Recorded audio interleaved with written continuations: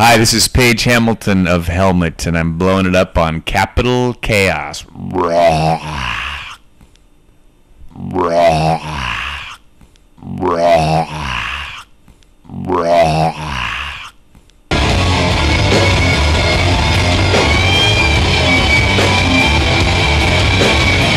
Very nice. Love the new record, Seeing Eye Dog. Thank you very much. Is there a theme to the concept of the I got the idea from this poem by Ezra Pound called "The Seeing Eye" that was written in 1913, 14, 15, something around then, and it kind of got stuck in my head, that title and the little dog, big dog thing, and so I wrote the song, the title track about karma, and I thought that it was just a great album title. So there's all kinds of hidden little seeing eye dogs in the album cover and the artwork and stuff. It's good, but there's no theme necessarily throughout the album. A variety of songs, some about relationships and busted relationships, and others are more character assassination or a little bit of social commentary kind of thing. The usual Helmet fare. The cover is a little brighter than the last one, or at least the last two. Mm-hmm. Some green and girls on there. Yeah, there was. It was kind of coincident that we did the colored dress thing. The Betty theme almost kind of came up again. Yeah. The Betty album cover was after Meantime, Strap It On, and Meantime we did Betty. I thought it'd be kind of nice to throw something different out there, and that ended up being an example of subversive art for this Australian university. And I always loved that cover.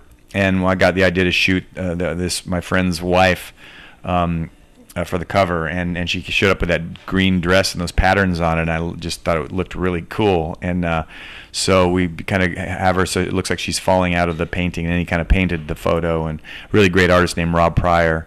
I wanted to do something different. When I knew we were doing this deluxe package, and kind of it's a brave new world out there with all the options that you can do, and so we did the deluxe box. It's been a lot of work going through photos and live shows, listening to live shows to find good ones and mix them and everything, but I'm really happy with the results. So yeah, it's the cover is once again, like Betty, a contrast from the music that Helmet makes, which is usually quite pulverizing. Yeah, I kind of like that juxtaposition of the that image. Although this one's a little more, she's a little messier, with the sort of smear, the martini, flying away from her, and you get kind of the smeared, broke down, look, I think it's nice, maybe we'll sort of do the Roxy Music approach and have a girl on every cover from now on. Who knows? Yeah, Why not? They've always got hot girls in wrapped in boa constrictors and stuff, right? Absolutely. Or lingerie. Absolutely. So. Absolutely. While there still are titles, while there still are covers to albums, because maybe one day, true, yeah, there may no longer be art, because art and the lyrics and this don't seem to be as relevant. It's weird, yeah. Everything's available on the downloads too, as far as the way I understand it. And for the live, there are 4 extra live shows that are on the USB key for the deluxe box. We have these cool photos of the sort of from each city. San Francisco is the Golden Gate Bridge. Angoulême, France, we have this field of sunflowers, et cetera. Detroit, Dessel, Belgium, and what's the other show? Budapest. So that those when you put the key in, you get those kind of black and white covers that sort of match. It's kind of cool. It's really fun putting artwork together. I'm not an artist per se, but I love finding images and working with somebody, and it was great working with Rob. It was very labor intensive though to kind of figure out what we wanted to do and find images and everything. You have a $99 package?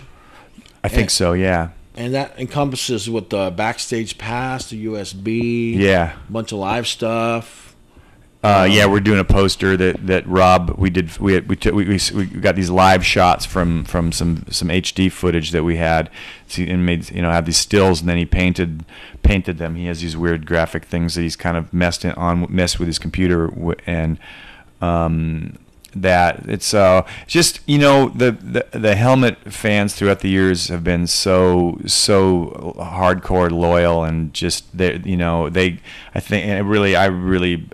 appreciate that we can travel around the world and play shows. We're not a household name, we're not a big band, but we have fans all over the world, and it's really for them, to have stuff, these live shows. They might have been at some of these shows, and in the future we'll release more live stuff, because the band obviously is a very good live band. So it was really fun to put together, and it's just great to have this kind of flexibility to kind of be on our own. It's cost me quite a bit. My credit card is maxed out right now, so I might be managing Starbucks at the end of the year, but well, we wouldn't like to see that, but I guess we would like to see that. Yeah, if people go out and buy it, I'll be able to do another album. So I'll keep doing it to the dismay of the non-Helmet fans. But, well, that's the way it is. If you want another one, and you downloaded this one and you like it, then you should buy it, right? Because there's the only way that you can continue. For me, for a smaller band like us, that keeps us afloat. It allows me to pay my bandmates and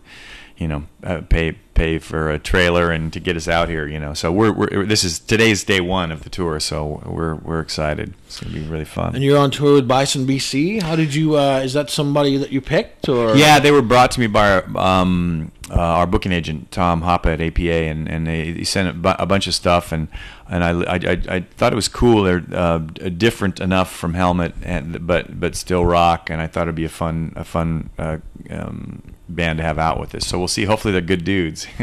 Yeah, I know they're thrilled to be cool, on tour good. with the Mighty Helmet. Good. You have a label that you put together with a record label of your own? I own the masters 100%, but the label itself is just kind of functioning as an imprint that you need some kind of label for the codes and the numbers and all that stuff. And my manager and my dear friend Joe Henry, who had an album called Trampoline from several years ago that I played on, they started the label, and my manager started talking to me about this, all the possibilities a couple of years ago, and we entertained all these different labels that had approached us, and decided at the end of the day I really didn't want to be involved in business with anyone, because I had such a bad experience on the last album with Warcon Records. And so David, my manager, said, we'll charge like a 3% administration fee to do all the things that we need to do, and you'll own the music 100%. And that just worked. He said you could start your own label, and I just have no interest. So I don't want to sign bands. I don't have time to do that. I'm working on my jazz fantasy and my orchestral fantasy and my other various, and producing and the movie things and stuff. So I don't have time to go look for bands. That's not really what you want to do anyway. Nah, it doesn't interest me. I mean, I love hearing new bands that are great, but as far as like trying to put a label together and stuff and put out records, it just seems like too much work that doesn't involve playing and writing music, and that's what I'm here to do. What are some of the biggest influences you have over the years? Some of my influences? Yeah, over the years. Man, there's so many. Is there somebody that you can honestly say that you've been listening to, or somebody that's rubbed off on you as of late, or? Tons from day one. Lately, I've worked on these movies with Elliot Goldenthal for years, and the track Morphine on the new album is absolutely inspired by that work. The first movie I did with him was the movie Heat, the De Niro Pacino epic Michael Mann movie, and I'd always wanted to do something like that, and a lot of the work that I'd done on those movies gets sort of squashed down in the mix, and the guitar becomes a sound effect, and you don't really hear a lot of the cool things I do. And they even commented on, man, we should do an electric guitar concerto, and that kind of inspired me to do something like this on this record. So Elliot Goldenthal has been a kind of a huge influence on my life over the last 15 years, and on all the jazz I play, every day I sit up and work on chord voicings and stuff. That eventually sort of seeps into the Helmet music. I don't consciously try to incorporate things into the writing, but it can't help but affect how I hear things, I'm sure, and write. And you know, the bands that I grew up on and still you know, loom large: Zepp and Aerosmith and Nugent and AC/DC, and then you know, moving on to Sabbath and Gang of Four and Killing Joke and Wire and Buzzcocks. Those bands are all, you know, huge influences. Then even bands like you know, Big Black and Sonic Youth, and being in New York around that time in the 80s, hearing all that music, and Band of Susans, of course, who I played with. Robert Poss was a big influence, and then Kasper Brotzmann, the great German guitarist. They sort of got me into making noise and feedback and how they manipulate sound and stuff, so I can play my over the top guitar solos. And do you ever write stuff and go and think, oh, this sounds a little too much like a particular band that you admire? I shied away from that so much early on, because if anything sounded remotely familiar, this is way before Helmet, if anything sounded remotely familiar or even accessible, I would throw it out, because I was always trying to find these angular pointillistic, you know, melodies and weird rhythms and things, and it was just something I was obsessed with. And when I formed Helmet, and I started in the kind of, some of these riffs started coming to me as I was walking down the street, with this one riff in particular from Repetition, and I had to drop tune the guitar. It kind of opened everything up for me, and I got away from stealing from Husker Du and AC/DC. You know, your fingers just go to these places, and you listen to these bands, and you're like, shit, you know.